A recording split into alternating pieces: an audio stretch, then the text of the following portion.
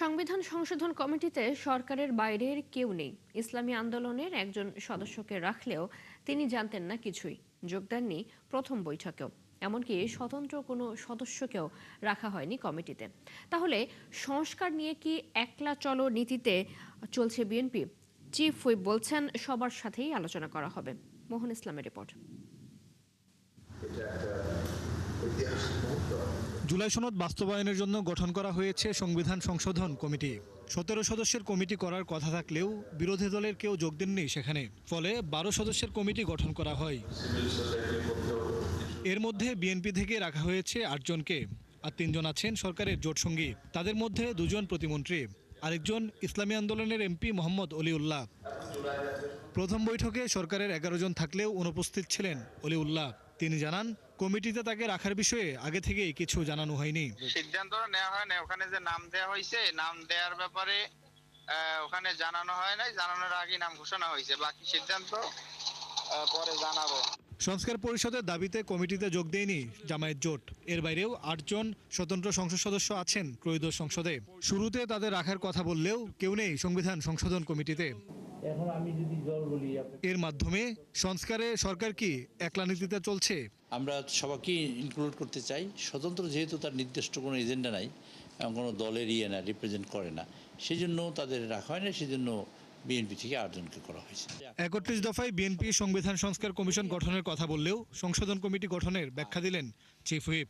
সংবিধানের দাড়ি, কমা, সেমিকলন, শব্দ, অক্ষর, বাক্য কোনো কিছু পরিবর্তনের নামই হলো সংস্কার।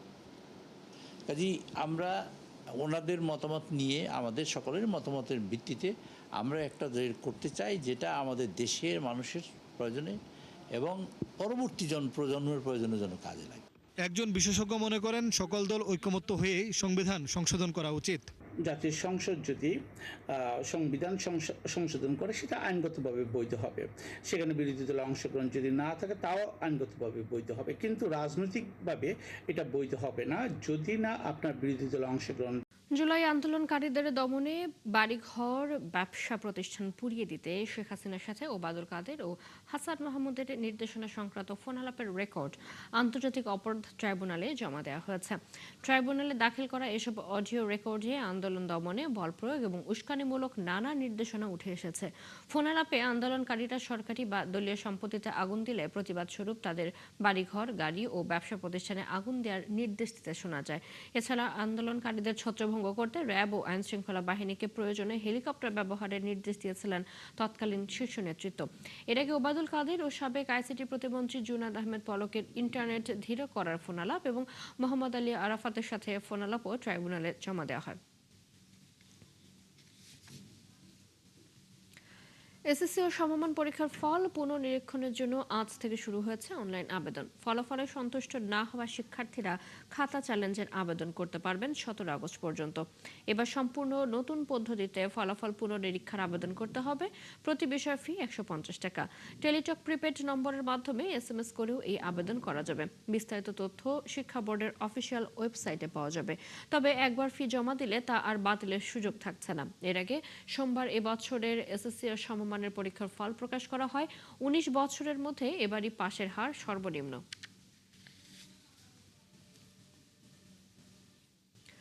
গেল ৭ বছরের মধ্যে এবারই প্রথম পাশের হার কমেছে দিনাজপুর শিক্ষা বোর্ডে। এসএসসি ও সমমানের পরীক্ষায় এই বোর্ডে পাশের হার ৫৮.০৫%। গতবারের তুলনায় যা কমেছে ৯.০২%। যদিও ভালো ফলের ধারাবাহিকতা ধরে রেখেছে রংপুরের শীর্ষস্থানীয় শিক্ষা প্রতিষ্ঠানগুলো। শাহ বায়েজিদ আহমেদের প্রতিবেদন, ছবি তুলেছেন শাহিন আলম। এসএসসি ও সমমানের পরীক্ষার ফল প্রকাশের পর দিনাজপুর শিক্ষা বোর্ডের চিত্রটা কিছুটা হতাশার। গেল ৭ বছরের মধ্যে এবারই প্রথম কমেছে পাশের হার। এবার বোর্ডে পাশের হার ৫৮.০৫%। গতবারের তুলনায় কমেছে ৯.০২%। ফেল হওয়ার কারণ হচ্ছে মূলত সচেতনতার অভাব। মানে আমাদের গ্রাম্য অঞ্চলে আসলে অভিভাবকরাও একটু অসচেতন এবং তার পাশাপাশি শিক্ষক যারা আছে এদেরও কিছু গাফিলতা আছে। বিদ্যালয়ে এমপিওভুক্ত টিচার সংখ্যা কম, মোট ৪ জন। যদি আরো এমপিওভুক্ত টিচার সংখ্যা বেশি হতো তাহলে পাঠদান আরো ভালো হতো। শুধু পাশের হার কমাই নয়, ১৮টি শিক্ষা প্রতিষ্ঠান থেকে কেউ পাশই করেনি। আর এই সময়টা একটু কাজের সময়, তারা পড়ালেখা হয়তো ভালো করেনি। আমরা যথেষ্ট চেষ্টা করছি তাদের ভালো করার জন্য বা রেজাল্ট ভালো করার জন্য। অনেক স্টুডেন্ট নৈর্ব্যক্তিকে এবং ফিজিক্সে অনেক স্টুডেন্ট ফেল করছে। তো আমরা প্রত্যেকই লজ্জিত। তবে হতাশার এই চিত্রের বিপরীতে ভালো ফলাফলের ধারাবাহিকতা ধরে রেখেছে রংপুরের শীর্ষস্থানীয় শিক্ষা প্রতিষ্ঠানগুলো। মেয়েটা তো আজকে রেজাল্ট হইলো, খুব খুশি হয়েছে, গোল্ডেন জিপিএ 5 পাইছে। ওর বাবারও অনেক স্বপ্ন, স্যারদের অনুপ্রেরণা অনেক। ভালো মানুষ, সুন্দর মানুষ হওয়ার জন্য তার একাডেমিক শিক্ষার পাশাপাশি তার কোকারিকুলাম যে অ্যাক্টিভিটিসগুলো আছে সেগুলোও দরকার। রংপুর জেলা স্কুল ও পুলিশ লাইন্স স্কুল অ্যান্ড কলেজেও রয়েছে ঈর্ষণীয় ফলাফল। প্রতিষ্ঠান দুটিতে পাশের হার 99.30%। আমাদের এখানে সুশৃঙ্খল পরিবেশে শিক্ষার্থীরা আসলে পড়াশোনা করে, আমরাও তাদেরকে চাপের মধ্যে রাখি। ভালো করার জন্য যে পরামর্শগুলো দেওয়া দরকার আমরা চেষ্টা করি সেগুলো দেওয়ার, যাতে করে তারা শুধু ভালো রেজাল্টেই করবে না, নৈতিক শিক্ষা দেওয়ারও আমরা চেষ্টা করি, যাতে ভবিষ্যতে ভালো মানুষ হিসেবে তারা গড়ে উঠতে পারে। ভালো ফলাফল করা প্রতিষ্ঠানের শিক্ষক, শিক্ষার্থী ও অভিভাবকদের মধ্যে বইছে আনন্দের জোয়ার। আর শিক্ষকদের প্রত্যাশা এই সাফল্যের ধারা আগামী দিনেও অব্যাহত থাকবে। দিনাজপুর শিক্ষা বোর্ডে সামগ্রিক ফলাফলে যখন পাশের হার কমেছে, তখন রংপুরের শীর্ষস্থানীয় শিক্ষা প্রতিষ্ঠানগুলোর ফলাফল কিছুটা স্বস্তি দিয়েছে শিক্ষার্থী, অভিভাবক ও শিক্ষকদের। হাসান আহমেদ, ৭১। শুরুতে ছিলেন সিনেমাটির সহকারী পরিচালক, সেটাই ছিল তার কাছে স্বপ্নের মতো। কিন্তু হঠাৎ করেই ওই সিনেমার প্রধান চরিত্র হয়ে ওঠেন জাইনিন। তার অভিনীত সিনেমা দ্য ডিফিকাল্ট ব্রাইড বাংলাদেশের প্রথম কোনো সিনেমা হিসেবে ভেনিস চলচ্চিত্র উৎসবে প্রতিযোগিতায় ঠাঁই পায়। পুরো বিষয়টাকে জুয়া বা গ্যাম্বলের সাথে তুলনা করেছেন অভিনেত্রী জাইনিন চৌধুরী করিম। রুবায়েত হোসেন পরিচালিত সিনেমাটির গল্পই তাকে অনুপ্রাণিত করেছে এই জুয়ায় অংশ নিতে। আরও জানাচ্ছেন পার্থ সঞ্জয়। একটা সিন ছিল যে আমি রিক্সা চলে, তারপর মোহাম্মদ বাড়ি সাহেবের সাথে একটা সিন ছিল গাড়ির মধ্যে। ওই সিনের সেকেন্ড বা থার্ড টেকে I just looked around and everybody was like I felt that. মানে আমাদের সিনেমাটোগ্রাফার সবাই মানে they were moved by the performance that I gave and that was it for me. তখনই আমার কনফিডেন্সটা আসলো যে আমি কাজটা করতে পারবো। এই আত্মবিশ্বাসটাই যেন সব।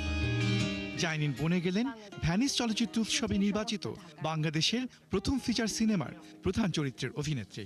রুবায়েত হোসেন পরিচালিত দ্য ডিফিকাল্ট ব্রাইডের আন্তর্জাতিক প্রিমিয়ার হচ্ছে 6 সেপ্টেম্বর উৎসবের ৮৩তম আসরে। I'm just really incredibly excited. আমার মনে হয় যে রুবায়েত আপু যে সিনেমাগুলো বানায় আর যে গল্পগুলো বলে, they're incredibly unique. তো আমি খুব খুশি যে আমরা এই গল্পটা এরকম ভাবে একটা গ্লোবাল স্টেজে নিতে পারছি। যুক্তরাষ্ট্রের স্মিথ কলেজের সাহিত্যের শিক্ষার্থী জাইনিন রুবায়েতের দ্য ডিফিকাল্ট ব্রাইড প্রজেক্টে যুক্ত হন সহকারী পরিচালক বা এডি হিসেবে। কেমন করে সিনেমাটির প্রধান চরিত্র হয়ে ওঠেন তাই বলছিলেন ৭১কে। শেষ পর্যন্ত আমাকে যখন অডিশন করতে বললো, আমি তখন আমার মনে হয় যে অন্য কোনো স্ক্রিপ্ট থাকলে বা অন্য কোনো ইয়ে থাকলে আমি বলতাম যে না, আমাকে দিয়ে এটা হবে না। But because the script was so close to my heart. তিনি মনে করেন নির্মাতা কিংবা সিনেমাটোগ্রাফার নারী হলে নারীর গল্পটা ঠিকঠাক বলা হয়। দ্য ডিফিকাল্ট ব্রাইডে তাই ঘটেছে। একটা মহিলা আরেকটা মহিলাকে কিভাবে শুট করবে, কিসের উপর ফোকাস দিবে, is very different I think from when a man shoots it. ঠিক এজন্যই কিনা জাইনিন ভবিষ্যতে নিজেকে নির্মাতা হিসেবে দেখতে চান, কারণ বিশ্বজুড়ে নারী নির্মাতার অভাব আছে বলে তিনি মনে করেন। And I hope যে অ্যাক্টিং এর আরো কাজও আসবে, বাট আমি চাই যে in the long term I would very much also like to be a director. নিজেকে ফ্যামিলিস্ট দাবি করা জাইনিন তাকিয়ে আছেন সেপ্টেম্বরে ভ্যানিস ও টরন্টো চলচ্চিত্র উৎসবের দর্শকের দিকে। এটি বাংলাদেশের প্রথম চলচ্চিত্র যা শুধু ভ্যানিসই নয়, একই সঙ্গে টরন্টো চলচ্চিত্র উৎসবেও নির্বাচিত হয়েছে। I am definitely a feminist and I think আমাদের we need more feminists. Partha Sanjay, ৭১, Dhaka. চলছে সংবাদ সংযোগ, সরাসরি সংবাদ এবং অনুষ্ঠান দেখতে চোখ রাখুন ৭১-এর ফেসবুক পেজে, সাবস্ক্রাইব করুন ৭১-এর ইউটিউব চ্যানেল। থাকুন ৭১-এর সাথে।